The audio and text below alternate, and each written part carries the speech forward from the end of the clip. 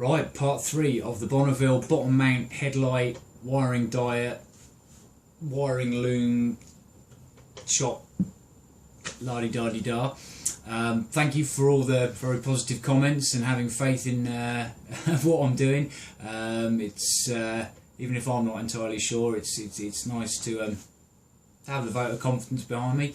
I have actually done a schematic which I then posted on a couple of the forums where there's some guys there who really know what they're doing electrically wise, and the feedback I got was all good. There was a minor change that one person recommended, not essential, but the way the clutch switch works, to not loop that round and have it back on the earth, because the ECU will read it as, I think it's always open. I forget exactly now, so that's a slight modification. I'll film a bit of that later on, but pretty much I think I'm there now with what can be chopped out of the loom. I'm sure there's more I can chop out, but you're getting into the realms then where I might as well build it up from scratch really, and I'm not entirely sure, but hopefully I've thinned it out enough for what I want and just to clean things up a lot. So yeah, I'll get on to the good stuff, or the slightly dull stuff really. It's a bit boring, it's just wires. But there's a bit I filmed after the last video, and then a bit more from where I've got to over the weekend. So yeah, bear with it. It hopefully should get a bit more exciting after this video, but the hacking continues. So the thinning out continues. We've moved through to the living room so I can have a comfortable sit down whilst I'm doing this, but we are getting there slowly. I've attacked the alarm kind of circuit and wiring, if you like. There's a lot there. Obviously you get the, as I mentioned in the last video, this plug comes off, and you can just, the idea is you just plug into your data tool or whatever alarm you use straight into the harness here, but as I don't want the option of running an alarm, I don't like alarms, I won't use alarm. I haven't used an alarm, I've kept this blanking plug in. A lot of the wiring, in fact here it all is there, is completely redundant. It's just what is looped into the existing loom to enable, you know, hazard lights to flash and all the other stuff that happens with the alarm. The only thing you need to do, and it's kind of denoted by the blanking plug, is two of these pins, pins 1 and 2 are joined together, and pin 3 and 5 are joined together, and that runs up to here, which is where are we now? These two wires need to be joined, and as to these, to lose all this, because they are I think the starter and the ignition circuit. If those aren't looped together, then the bike won't start at all. So I've got to make sure now, before I cut this off completely, that I've got these joined in. I'm just going to, all I've been doing is just following the wiring diagram from the connector block, and just seeing where all these different things go and where I can remove them from. So like instruments, some go down to the fuse box, where are the other ones going? I can't remember now, but they go all over the place. So I've just had to really trace them all down, and yeah, just double checking, and just really double checking and triple checking. And the only things I need to make sure are still going are the start switch, and with the ignition here, where these ones loop in. So all's pretty good. I'm just going to trace back now at what point is a suitable point to join these, using as little wire as possible. That's the whole point of this. And then I can lose that and throw that into the ever-increasing pile of stuff that we don't need. That's all that's come off the wiring loom so far. I'll chuck it in that box with that's the air injection, which is technically part of this process as well, though I had removed that a while ago. But this is all probably going to get ready to go and stick in the wheelie bin outside. So yeah, I'll crack on. Okay, so we've got the clutch bypass and the side stand switch done. I've just got some like kind of the metal crimps and yeah, crimped, bit of solder, and then sleeved them in some of this gluey heat shrink stuff as well. So they're pretty beef joins on there, and then of course all that will get wrapped. But I thought I'd show you that before it's wrapped. So that side's good. I've started putting a bit of yellow masking tape around the bits that are done, and so we are slowly cracking through it. This is still the stuff from the alarm though. That's not finished because I want to see how short I can get that, and I possibly might move some of this rectifier around yet, but I'm just working my way round. Just sleeving over as well some of the other connectors that were exposed after I'd unwrapped them and snipped off the redundant wires. So they're on there, and yeah, it's getting there. Just fingers crossed that I'm in the right ballpark. Right then, so alarm connector. This is where we're up to at the moment. Just put it down here. So we've got rid of all the wires that do nothing except really just highlight things. You know, if the alarm goes off, it flashes the lights. They're virtually, with the blanking plug-in, redundant wiring. But the ones we do have to loop are 1 and 2. This one here and that one there, and 3 and 5. So that's effectively what the blanking plug was doing with those wires in it. So that one, as we can see, number 5 goes to there, which is, that's the block for the handlebar connectors that goes to the starter switch.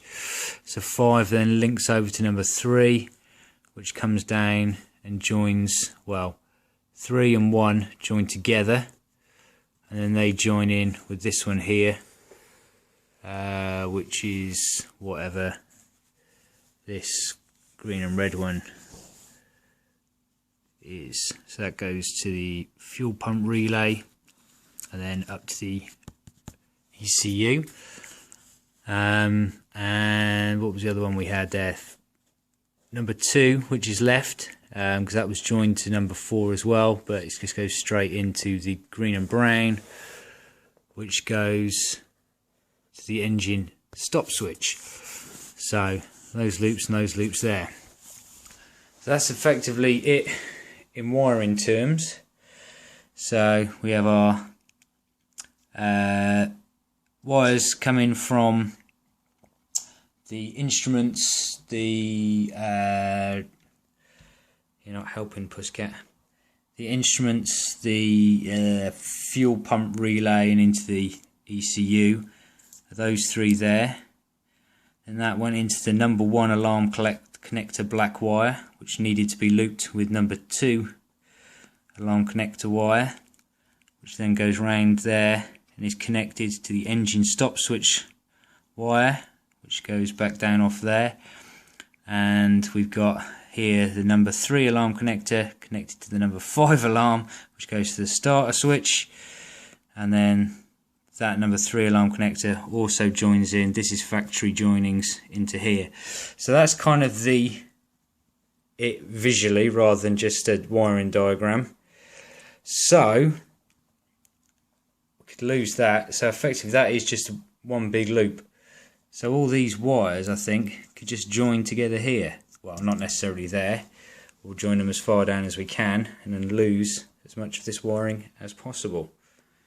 What do you think, Spokes? Okay then, so just a slight change. I did post what I'd done on a couple of forums seeking a bit of advice, and one guy said, yep, everything should work totally fine, except he recommended leaving the clutch switch open. So all I did there was just, rather than ground it in the loop, that's just kind of been trimmed to about there, just in case this doesn't work, and then just remove the earth wire from that. So fingers crossed that should be all right. And then this is what we've ended up with. Well, we had all the wires going up to the alarm up there, and that's pretty much how that's ended up. All of them looped together, so like that, with a big old metal crimp, solder, and then glue your heat shrink over the top. So that is what all the alarm wires, plug, everything have been reduced back down to now. So with that as well, some self-amalgamating repair tape has arrived, so it's going to be kind of just really wrapping it back up. Plan of action is start doing a few of the branches at the back. The main bulk of it I'm going to leave open, because obviously this is all going to, I've got to work out where stuff is going to be relocated. I might move the rectifier on the bike and the horn as well, so, but I don't know where yet. Something else I want to do while everything's off the bike is give all the bits you can't normally reach a good clean out as well. So amazingly, that wasn't planned, but we've just come to the end of the tape, so that's that whole roll, and I've pretty much done all the arse end of the wiring loom. You know, even with really stretching that self-amalgamating tape round so it adheres. But yeah, it's nice because it's still pliable. It's not as quite as, you know, bound together as it would be with electrical tape. But we've got all that section done. So the only two bits left to wrap are the. You alright, mate? What's that? What's that? What's that? What's that? What's that? What's that? Go on. Right, sorry, getting distracted there. It's the main bulk of the loom. This, well, the regulator, rectifier wires there, and then this section that's going to lead up to the clocks. So that's all that's got to be left, which is fine because that's what I wanted to do, whilst the rest of this is probably on the bike when it's back in situ. So there we go. There endeth the lesson. No, not really a lesson, but I think that's as far as I can get at the moment, and stay tuned for the next video when we start getting it on the bike. Okay, so that's the end of this video. Again, not super exciting, I do apologise. It's just kind of necessary really. It's a slow process for me because I'm no sort of expert, or this is all kind of new territory for me, so it's a little bit of experimenting. So I'm taking it steady, slow and steady, but yeah, I think it's coming along alright. It'd be interesting to see what happens when it's all back in the bike, see if it does fire up and work. As I said, I'm going to clean the bike up a lot, you know, get into those places that I haven't been able to get to with all the airbox and the wire and loom and everything in the way. So I'm going to give all that a bit of a clean in the week, and then start putting the loom back in, and then hopefully be back where we were right at the very start, which is just going to be a mass of wires that are going to run under the tank, and we can figure out how that's all going to work out nicely. But yeah, thanks for sticking with it. It's quite a fun little project to be doing. Yeah, kind of interesting really, getting to know the bike. I'm sure there was a lot more I could have hacked out of the loom possibly, but my knowledge isn't really that great on those sort of things, so I'll leave it as is. But what I will do, just in case anyone's interested, possibly let's wait until I double check that it all works before you do any hacking to yourself. But what I will do, I took the Haynes manual wiring diagram and stuck it into Photoshop, and just like kind of basically erased out the wires and loop stuff that I was going to do, just to get sort of second opinions, and it's easy for people to sort of visualise it like that. And what I'll do is I'll put that up here now, just in case you fancy doing it or want to have a little look. So this is for a 2010 EFI Bonneville with a mechanical speedo. Many of the same things will apply to other years in carbureted bikes. You can kind of work them out as well.